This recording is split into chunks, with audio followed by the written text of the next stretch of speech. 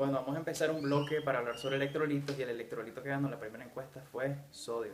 Así que vamos a hablar de algunos conceptos fisiológicos generales de sodio y también de agua y cloruro. Así que vamos a empezar. Primeramente hay que hablar de algunos conceptos básicos de líquidos corporales. Recordemos que el cuerpo humano va a estar compuesto de un 60% de agua.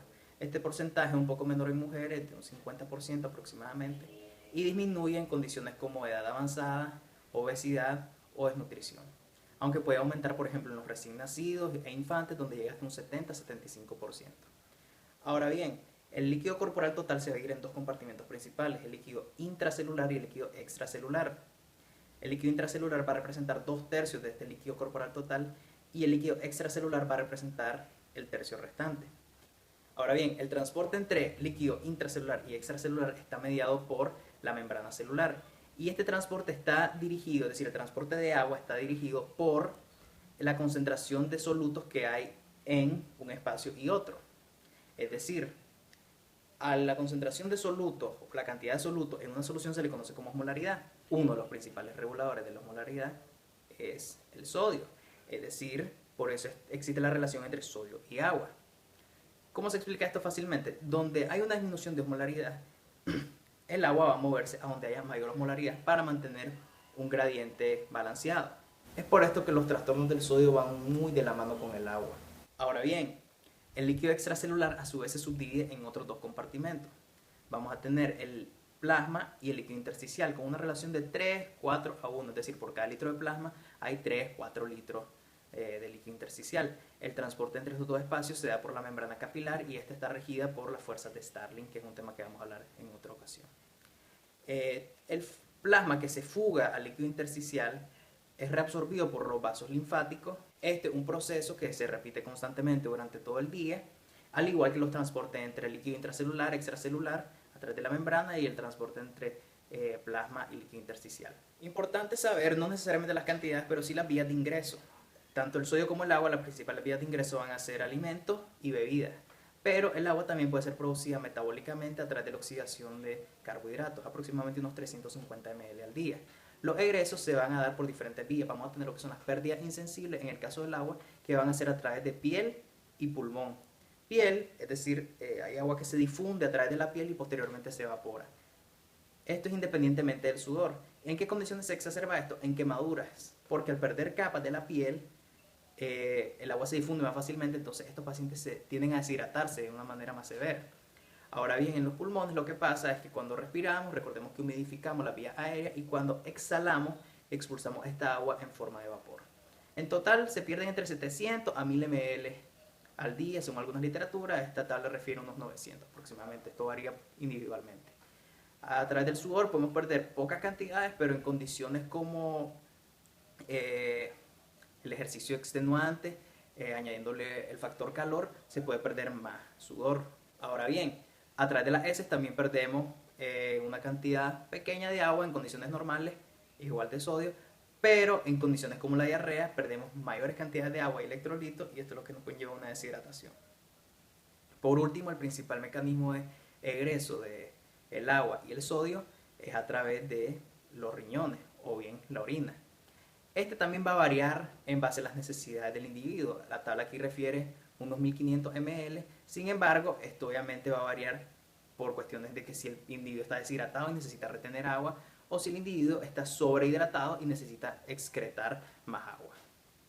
Y esta es la característica importante de los riñones. Y es por esto que en cuanto a los ingresos no hay que aprenderse cifras exactas, porque hay personas que van a ingerir más agua o más sodio, o poco sodio y poca agua, y el riñón va a tener la capacidad de adaptarse a esto en términos simples. Vamos a entender los mecanismos más adelante, pero recordemos que los ingresos pueden variar muchísimo, así como los egresos a través del riñón, en base a los ingresos mismos y en base a las necesidades fisiológicas del paciente. Pero obviamente, si vamos a hablar de la regulación de agua y sodio, hay que hablar del riñón, principalmente de la nefrona, que es la unidad funcional del riñón. Y hay que recordar un poco la anatomía de esta. La nefrona se va a dividir de la siguiente manera. Vamos a tener la cápsula de Bowman, que en su interior va a contener el glomérulo. Esta es la unidad que va a realizar la función de filtración del flujo sanguíneo que llega al riñón. Recordemos que el flujo llega a través de la arteriola aferente y sale a través de la arteriola eferente. Todo el flujo que sea filtrado pasa a la luz tubular, es decir, al interior del túbulo. vamos a tener primeramente el túbulo contorneado proximal a nivel de la corteza. Este va a ir de manera descendente hacia la médula, donde va a empezar el asa de Henle, que la vamos a dividir en dos segmentos: su segmento descendente y su segmento ascendente. El ascendente a su vez se divide en una porción fina y una porción gruesa. Luego vamos a llegar al túbulo contorneado distal, que en su primera porción va a tener lo que es la mácula densa, y a su vez el túbulo contorneado distal hay que dividirlo en su porción inicial y su porción terminal. Ya vamos a explicar más adelante por qué. Finalmente, el túbulo contorneado distal se va a conectar con el sistema de conductos colectores. El sistema de conductos colectores se conforma el túbulo colector cortical a nivel de la corteza y el túbulo colector medular a nivel de la médula. Es importante obviamente reconocer algunos mecanismos básicos de transporte de soluto y de agua a nivel tubular. Como pueden ver en este esquema, vamos a tener dos principalmente: vía paracelular o transcelular. La vía paracelular hace referencia al transporte entre las células, es decir, entre el espacio entre las dos células. Mientras que el transcelular hace referencia al transporte a través de la célula, es decir, a través de su membrana. En el caso de los solutos, transcelularmente va a haber un transporte activo o pasivo, o bien un transporte por vía paracelular. Y en el caso del agua lo vamos a tener por osmosis o bien también por vía paracelular. Esto posteriormente va a pasar al intersticio y puede ser posteriormente reabsorbido por el capilar peritubular. Lo que no se reabsorba y pase por retrodifusión de vuelta a la luz, junto con lo que ya es filtrado y no es reabsorbido, va a pasar directamente a excretarse posteriormente. Ahora bien, en el caso del sodio es importante conocer un mecanismo de transporte activo o el mecanismo de transporte activo básico. Este funciona de la siguiente manera. Vamos a tener la bomba sodio-potasio TPase, que recordemos bombea 3 iones de sodio hacia el exterior y 2 de potasio hacia el interior. Esto lo vemos a nivel de la célula epitelial tubular. Entonces, al bombear sodio hacia afuera y pasar este al intersticio renal y posteriormente ser reabsorbido, el potencial intracelular eléctrico se vuelve negativo porque el sodio fue bombeado hacia afuera. Esto favorece la entrada de sodio desde la luz tubular hacia dentro de la célula. Y esto se pasa repitiendo, entonces se bombea sodio hacia afuera, este es reabsorbido y al crearse un potencial intracelular negativo, esto favorece la entrada de sodio desde la luz tubular hacia dentro de la célula. Este transporte de la bomba sodio-potasio TPasa lo van a ver constantemente en los diferentes segmentos del túbulo. Ahora bien, hay que entrar ahora a la reabsorción según el segmento del túbulo que estemos hablando. Hay la importancia de conocer la anatomía de la nefrona. Primeramente hablaremos entonces del túbulo contorneado proximal. Este es el principal sitio de reabsorción de agua y sodio, reabsorbiéndose un total de un 65% tanto de agua como de sodio. ¿A través de qué mecanismo? Veamos el siguiente esquema. Tenemos un transporte en intercambio de sodio con hidrógeno. A su vez, tenemos una entrada de sodio en conjunto con otras sustancias como la glucosa, el fosfato, algunos aminoácidos y otras sustancias orgánicas. En el caso del agua tenemos la entrada de agua a través de unos canales llamados acuaporinas que se expresan mucho en la membrana apical de las células epiteliales tubulares. En el caso del cloruro, aclaro un poco el cloruro va a reabsorberse de manera conjunta con agua y sodio por la siguiente razón. Al reabsorberse sodio, el potencial eléctrico de la luz se vuelve negativo porque como se pierde sodio de ahí, va a predominar el cloruro, entonces el potencial va a ser negativo. Además, al reabsorberse agua, la concentración de cloruro va a aumentar. Estos dos elementos favorecen la difusión pasiva de cloruro hacia el interior de la célula o hacia el intersticio. ¿Mediante qué mecanismos? Podemos ver aquí en un intercambio con una base orgánica o bien por vía paracelular en conjunto con el agua. Luego vemos la bomba sodio-potasio TPasa bombeando sodio de la célula hacia el intersticio. Y también vemos que se transporta sodio en conjunto con el bicarbonato y vemos como el agua y el cloruro también se bombean hacia el intersticio o se transportan a través de estos canales. Bueno, el siguiente segmento del que vamos a hablar es el asa de Henle. Aquí ya les hablaba que hay dos porciones, una porción descendente y una porción ascendente. La porción descendente va a reabsorber un 10 a un 20% de agua, no va a reabsorber mucho sodio y los mecanismos implicados en la reabsorción de agua en este segmento probablemente es por acuaporinas e igual por osmosis. Sin embargo, cuando tenemos el segmento ascendente, desde la porción fina, el túbulo adquiere una característica muy importante que es la impermeabilidad al agua. Esta característica se mantiene igual en la porción gruesa y es aquí donde se da una reabsorción muy importante de soluto, en el caso del sodio hasta un 25% del sodio. Ahora bien, ¿por qué este segmento es impermeable al agua? Por dos características. Primeramente, las uniones estrechas entre las células, que son herméticas, se vuelven impermeables al agua. Por otro lado, el asa de Henle en esta porción no expresa aquaporina en sus células epiteliales, por lo cual el agua no tiene por dónde entrar. Ahora bien, el transporte de solutos se da principalmente por el simportador sodio cloruro potasio, el cual transporta un ion de sodio, 2 de cloruro y 1 de potasio de la luz al interior de la célula. Este es un sitio de acción muy importante porque aquí es donde actúan los diuréticos del asa, el más conocido, la furosemida. Por otro lado, una porción de sodio también puede transportarse por vía paracelular y luego, posteriormente, vamos a ver que el sodio es bombeado hacia el intersticio por la bomba sodio-potasio TPasa y el cloruro sale a través de este canal y en conjunto con el potasio hacia el intersticio.